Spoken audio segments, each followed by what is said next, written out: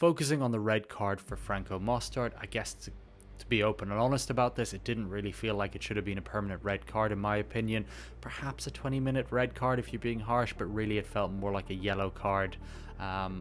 When you look at it back on multiple angles and change the speed of things, there wasn't a huge amount Mostard could have done, and it didn't actually look like head contact. It actually looks very much like shoulder on shoulder. Starting with the obvious sort of mitigation that you would have expected the match officials to go through was that Ethan Hooker had made the first point of contact, which meant Paolo Garbisi had already fallen a significant amount.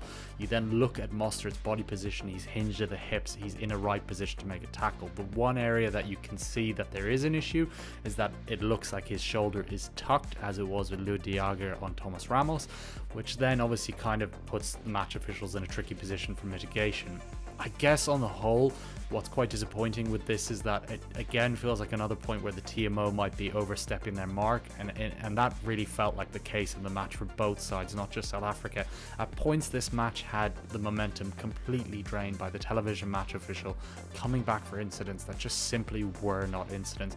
You can think of the breakdown where they were saying that there was a shoulder to the head, which just wasn't the case, and they overruled that. But moments like that really slow the match down and not only ruin the spectacle, but just take the sting out of the whole contest, which is ultimately not to be one of the guys that's saying, oh, you're ruining the game. It does ruin matches. And again, you can think back to the All Blacks versus Ireland, and people have been split on this, but you know, the Tyburn red card, that 20-minute red card, which just ultimately wasn't really a red card in my opinion again, unless you're really being pernickety.